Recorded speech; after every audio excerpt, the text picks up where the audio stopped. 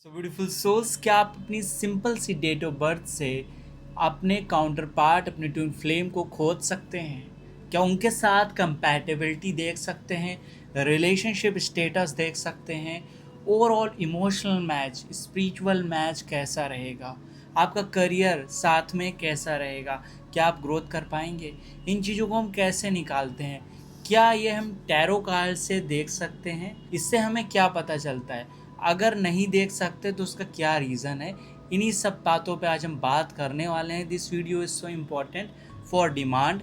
काफ़ी सारे लोग डेट ऑफ बर्थ के थ्रू, सोल पर्पस के थ्रू ये जानना चाहते हैं कि हम किसी के साथ ट्विन फ्लेम जर्नी में हैं कि नहीं। तो ये वीडियो उन्हीं के लिए। जल्दी से वीडियो को प्रारंभ करते हैं, वीडियो को स्टार्ट करते हैं। अगर आप इस चैनल पर नए हैं, पहली बार मुझे देख रहे हैं, चैनल को सब्सक्राइब के साथ बेल आइकन अवश्य ही क्लिक कर लें। टैरो कार्ड रीडिंग की बात करते हैं तो मल्टीपल टैरो कार्ड रीडर्स इस चीज़ को रीड कर सकते हैं, क्योंकि जब चैनलिंग होती है तो ब्रह्मांडी आकाशीय रिगार्डिंग के थ्रू, द्रव्य दृष्टि के थ्रू या साइकिक रीडिंग के थ्रू हम टैरो कार्ड रीडिंग से आसानी से जान सकते हैं। But tarot card reading depend करती है वर्तमान स्थिति पे, करंट एनर्जीज पे। अगर किसी पर्सन के साथ आपका बहुत स्ट्रॉन्ग इमोशनल कनेक्शन होगा तो कई बार टैरो कार्ड रीडिंग में सोलमेट कनेक्शन या डीप रिलेशन वहाँ पे आता है, ट्विन फ्लेम कनेक्शन भी आता है, और उस समय हम कई बार मिसगाइड भी हो जाते हैं। अगर हम बात करें रिलेशनशिप की और डेप्थ में जानने के लिए तो कई लोग न्यूमरोलॉजी का प्रयोग करते हैं। न्यूमरोलॉजी फिक्स होती है, वो आपके लाइफ पाथ नंबर होगा, आपका सोल पाथ नंबर होगा, आपका कहीं ना कहीं बर्थडे नंबर होगा जो एग्जैक्ट होगा। अब उसमें चीज़ें चेंज नहीं होंगी, और ऐसे ही हम अपने पार्टनर का निकाल लेते हैं और यहाँ पर देखते हैं आपस में कंपैटिबिलिटी है कि नहीं है, सोल पाथ कितना मैच कर रहा है, फ्रेंड है, एनिमी है, या फिर आपका लाइफ पाथ नंबर कितना मैच कर रहा है, आपका बर्थडे नंबर एक दूसरे के साथ कितना कंपैटिबल है, क्या साथ में ग्रोथ करेंगे कि नहीं करेंगे। आपको ये पता होगा कि ट्विन फ्लेम जर्नी में अगर आप होते हैं तो साथ में आपका ग्रोथ होता है, मिररिंग होता है, एक दूसरे का आत्म विकास करते हैं, एक दूसरे को चैलेंज भी देते हैं, मिररिंग करते हैं ना। तो इस वजह से यहाँ पे चीज़ें जानना बहुत इजी हो जाता है न्यूमरोलॉजिकली। अब यहाँ पे कई बार सोल पर्पस डिफरेंट होता है, लाइफ पाथ एकदम एनिमी आ रहा है, उस स्थिति वहाँ पे बहुत इम्पॉर्टेंट है ये चीज़ जानना कि कई बार एकदम डिफरेंट भी हो सकता है लेकिन फिर भी आप ट्विन फ्लेम हो सकते हैं। उसके कारण कई हैं कि अगर आप लोगों को एक दूसरे से बहुत ज़्यादा चैलेंजेस मिल रहे होंगे, सेपरेशन आ रहा होगा, तो वहाँ पे लाइफ पाथ नंबर, सोल अर्ज नंबर कम्प्लीटली डिफरेंट रहेंगे, कोई भी कंपैटिबिलिटी नहीं मैच करेंगी। अगर हम डीप देखें लूसोग्रिड से, वो भी वहाँ पे कंप्लीटनेस नहीं दिखेगी, किसी ना किसी चीज़ की कमी लगेगी। यहाँ पर बात आती है कि इस चीज़ को हम कैसे हील करें। इसको और डेप्थ में जानने के लिए, कर्मों को और गहराई से विश्लेषण करने के लिए हम प्रयोग करते हैं जन्म कुंडली का, आपके हॉरोस्कोप का। हॉरोस्कोप जो पूरे जीवन का विश्लेषण है, एक पिंड से लेकर एक ब्रह्मांड तक की गणना उससे की जा सकती है। वेदांत का छठा अंग है दोस्तों, और ये ज्योतिष आपको डेफिनेटली आपको अपने सीमाओं के परे जाने की, देखने की क्षमता देता है। अब यहाँ पे सिर्फ आप एक दूसरे के साथ कंपैटिबिलिटी नहीं देख सकते, बल्कि भावनात्मक स्तर पे, आप वैवाहिक स्तर पे, आप मैरिड वाइज कैसी मैरिज जाएगी नहीं जाएगी, इसका विश्लेषण हम कर सकते हैं। कैसे करते हैं इस पर भी हम बात करते हैं, और साथ ही हम अकॉर्डिंग टू जेमिनी एस्ट्रोलॉजी बहुत आसानी से अपना सोल पर्पस, आत्म कारक, अमात्य कारक, दर कारक, पुत्र कारक, ये सारी चीज़ों को अच्छे से आइडेंटिफाई कर सकते हैं, अच्छे से निकाल सकते हैं, और इससे बहुत ज़्यादा इम्प्रूवमेंट आती है। न्यूमरोलॉजिकली भी बहुत मैच करना ज़रूरी है, और ये दोनों चीज़ें करंट एनर्जीज़ में अगर टैरो कार्ड रीडिंग में भी अच्छे से आ रही हैं, साथ साथ हॉरोस्कोप से भी ये मैच कर रही है, तो वहाँ बहुत आसानी से हम कह देंगे कि सामने वाले की कनेक्शन ट्विन फ्लेम है, पास्ट लाइफ रिलेशन है, सोलमेट कनेक्शन है, या वो पर्टिकुलर इंसान, वो पर्सन आपका कार्मिक है। कार्मिक होगा तो बहुत ज़्यादा अप डाउन आएंगे। अगर यहाँ पे सोलमेट होगा, यहाँ पर भी सेपरेशन होता है, लड़ाइयाँ यहाँ भी होती हैं। एक लोगों की क्वायरी आई थी कि सोलमेट में सर लड़ाइयाँ क्यों होती है, हमारा कनेक्शन तो सोलमेट का है, पर फिर भी हमारे बीच लड़ाइयाँ होती हैं। वो किसी के बीच पॉसिबल है अगर आपके बीच कंपैटिबिलिटी, फिजिकल इमोशनल कंपैटिबिलिटी नहीं है, मेंटल कंपैटिबिलिटी नहीं है, तो वहाँ पे फाइट होने की पॉसिबिलिटी रहती है। लेकिन अगर कंपैटिबिलिटी सोलमेट में है तो वहाँ पे फाइट नहीं होगी। अब मैं बात करता हूँ ट्विन फ्लेम की। ट्विन फ्लेम में चाहे जितनी कंपैटिबिलिटी हो, चाहे आप सेम सोल क्यों ना हो, वहाँ पे फाइट फिर भी होगी।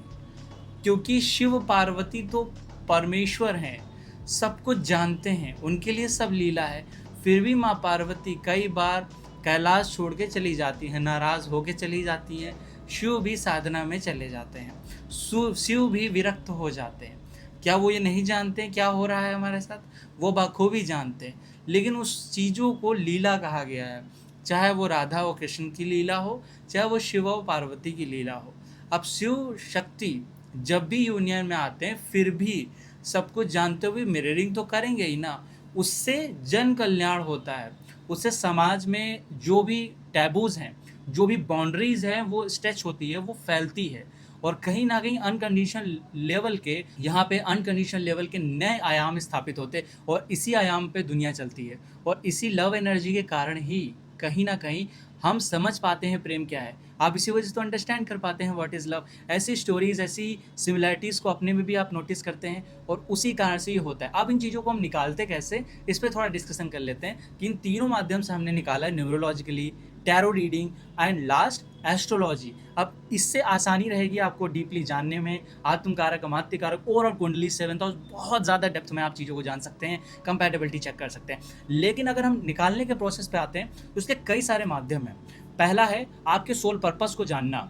अगर आप लोग ट्विन फ्लेम हैं तो कहीं ना कहीं सेम सोल ग्रुप से होंगे, एक ही सोल फैमिली होगी आपकी। इसको दर्शाने वाला ग्रह सूर्य होते हैं, और सूर्य आप दोनों की कुंडली में किस पर्टिकुलर हाउस में बैठे हुए हैं, और शुक्र से सूर्य कितनी दूर बैठे हुए हैं, और मेल के चार्ट में शुक्र बेसिकली कैसे हैं, जो कि फीमेल को आइडेंटिफाई करेगी, जो उनकी डिवाइन फेमिनिन साइड है। इससे हम चीज़ों को अच्छे से अवलोकन कर सकते हैं। अब इसके अलावा हम जैमिनी ऋषि के द्वारा व्याख्यायित जो आत्मकारक पूरी पद्धति है, उसको भी हम देख सकते हैं। अमात्य कारक की स्थिति, दर कारक की स्थिति अच्छे से एनालिसिस कर सकते हैं, उनकी प्लेसमेंट देख सकते हैं, इससे हम निकाल सकते हैं। अब इजीली हम कैसे निकालते हैं, वो भी बहुत आसान है। हम न्यूमरोलॉजिकली सबसे पहले अपना बर्थडे नंबर निकालते हैं, जो अपने काउंटर पार्ट का भी निकालते हैं। वहाँ पर वो फ्रेंडली साइन में आता होगा या सेम होगा। इससे क्या रहेगा, एलिमेंट सेम हो जाएंगे, जैसे मार्स एंड सन आ जाए, या किसी वजह से वाटर आ जाए तो वाटर एलिमेंट आ जाए, वहाँ पे कंपैटिबल मैच रहता है। इसको हम पामिस्ट्री के थ्रू भी देख सकते हैं, लेकिन उस चीज़ को और अच्छे से जानने के लिए हम सोल अर्ज नंबर निकालते हैं, जो एक दूसरे की सोल डिजायर को दिखाता है। इसके साथ ही आप लाइफ पाथ नंबर निकालते हो, जो पूरी डेट ऑफ बर्थ को जोड़ के निकाला जाता है। और यही सेम चीज़ आपको अपने काउंटर पार्ट के डेट ऑफ बर्थ में भी देखनी है। लाइफ पाथ नंबर क्या है, क्या लाइफ पाथ नंबर आप दोनों का एक दूसरे का फ्रेंडली है, एनिमी है, या सेम है।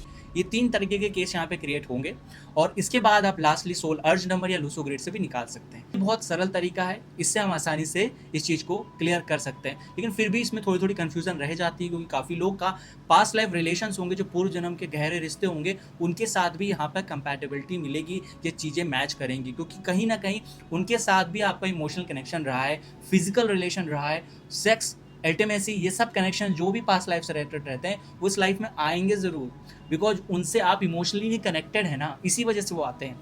अब रही टैरो कार्ड रीडिंग की बात, उससे हम कलेक्टिव रीडिंग करेंगे और एडवांस डेक से रीड करेंगे।